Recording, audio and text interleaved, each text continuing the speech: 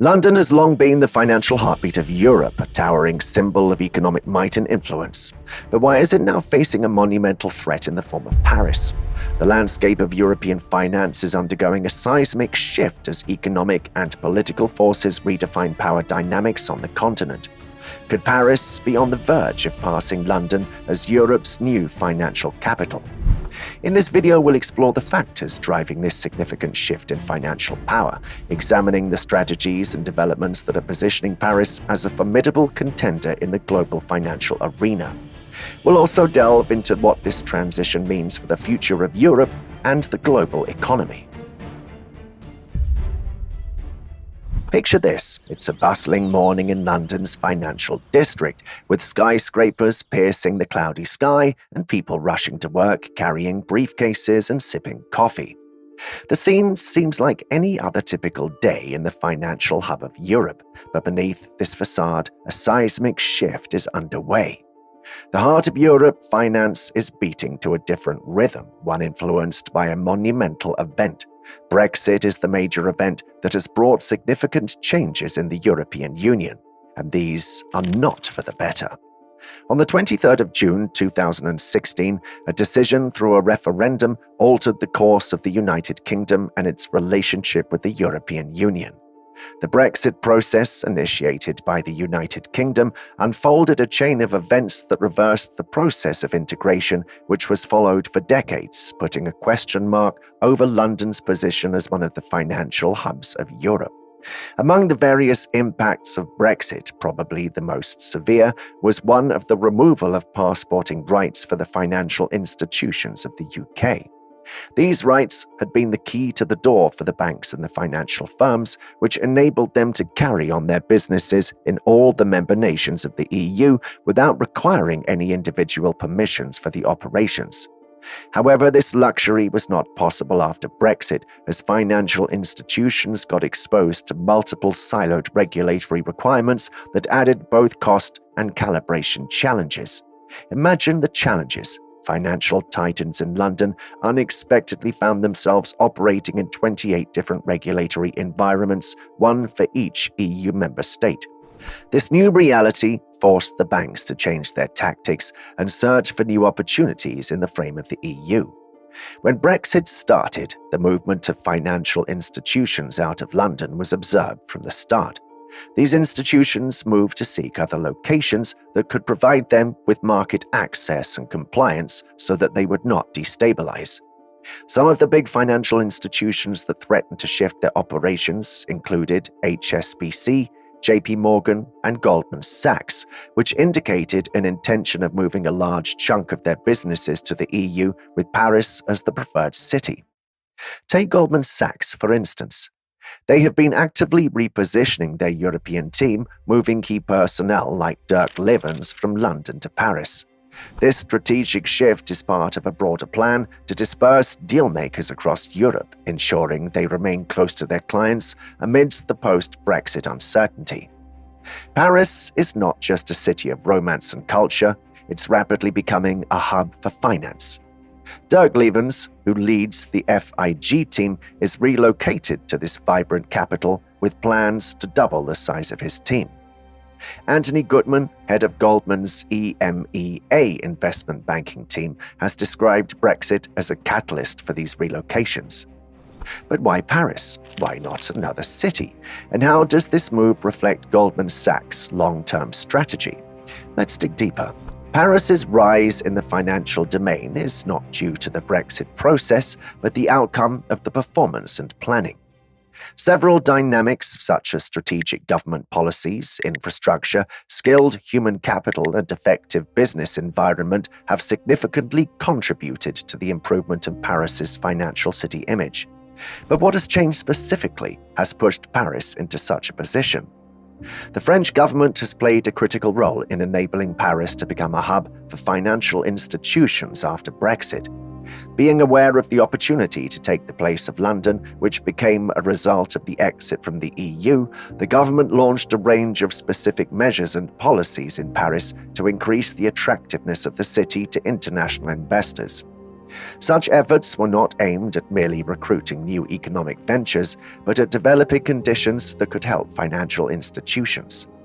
Among these changes, a set of tax incentives and regulatory easing aimed at easing the pressure on financial companies was launched. With these advantages, Paris proposed itself as a more advantageous option to London, thus facilitating the change for companies in search of a new home within the EU. Further recognizing the international nature of finance and the role of language, the French government began promoting programs for English-speaking talent in Paris. Continuing to call for bilingual education and attracting professionals from other countries added another factor that would not allow for a language barrier to occur, while the city was progressing to become a financial capital. Some of the world's premier learning institutions are based in Paris. These include HEC Paris, ESSEC Business School, and the University Paris Dauphine. These schools have over the years churned out quality graduates who are fitted for the financial job market, hence enhancing the diversity of the city's talent in the financial market. The migration of financial institutions from London to Paris also brought a significant influx of skilled professionals to the French capital. This migration bolstered Paris's capacity to serve as a leading financial hub, with a dynamic workforce capable of driving innovation and growth in the financial sector. How has this migration affected France's economy, and what are the broader implications for the country's financial standing? If you're enjoying this video, don't forget to like and subscribe for more. Paris has experienced a significant shift in its economy due to the arrival of new economic players and trading centers. This shift, leveraged by the migration of financial firms from London in the wake of Brexit, has played a huge role in augmenting the French surplus in financial services. But what is the implication of this in the real world? In the analysis done by the Bank of France involving the financial institutions that moved to Paris, they increased the impressive figure of $1.7 billion to the financial service surplus in the past year only. This is not merely a figure on the balance sheet, it is perhaps one of the hallmarks of the economic dynamism and development that is characteristic of Paris's changing financial structure. With France-based financial services firms, foreign transactions touched on an all-time high of 10 billion euros. This is double the rate of the pre-Brexit vote in June 2016, showing a general increase in commissions from securities and currency trading. This sector's contributions have also played the role of supplementing other negative balances of payment within France's economy. This has been so in the provision of this financial services surplus that has helped in the management of France's overall economic stability. This has also facilitated the creation of many employed opportunities, direct investment, as well as other related sectors such as property, tourism, and transport. Just think about the ripple effect. With the establishment of financial institutions' offices in Paris, the demand for human resources, particularly in the financial, legal, and compliance fields, has improved employment and the economy. The French capital has further been experiencing growth of fintech and digital finance, with startups and big firms working hand in hand to advance the field of finance.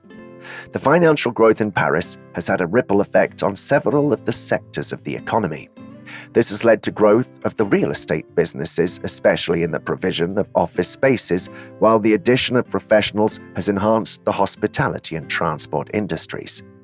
The hospitality industry, including hotels, restaurants, and transport services, are benefiting from the associated economic activities occasioned by the expansion of the financial sector.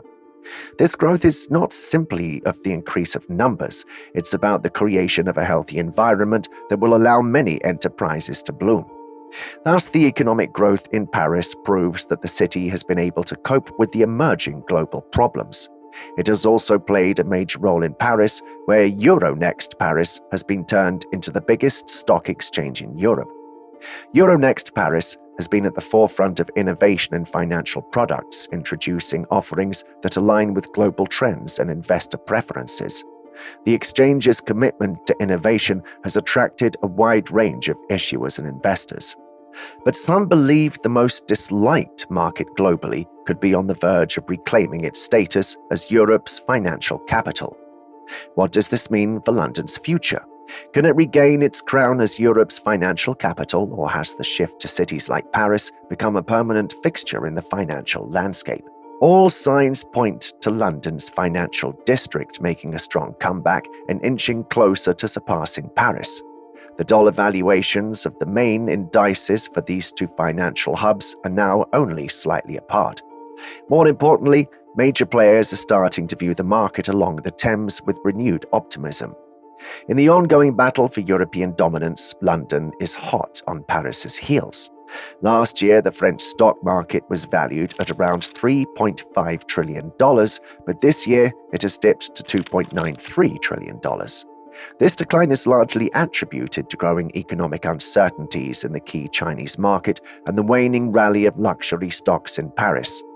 Meanwhile, London's stock market valuation currently stands at $2.9 trillion, nearly neck and neck with its continental competitor in the race for the title of Europe's financial capital. Just a year ago, a Bank of America survey had labeled the UK as the most disliked market for global investment. However, the mood appears to be shifting, with strategists from institutions like Barclays, JP Morgan, and HSBC now believing that the London Stock Exchange might finally be in for a good run after years of being overshadowed by Brexit-related concerns. Although global funds still maintain a net 22% underweight position in the local market, the opportunity to build larger positions remains significant. Walid Koutmani, the chief market analyst at XTB's London branch, notes that the unpredictable nature of the UK economy has historically led investors to seek other markets, but this sentiment may be changing. The British financial market is currently gaining an edge due to its strong reliance on energy companies. As oil prices soar to their highest levels since 2022, companies like Shellpick are experiencing a substantial boom. Their stock prices are approaching 5-year highs, and there are indicators that they still have more room for growth. In contrast, the Paris stock market is heavily reliant on luxury stocks. Brands like L'Oreal, Hermès, Kering, and LVMH have been riding high in popularity in recent years, but are now facing challenges due to the global economic slowdown, particularly in China.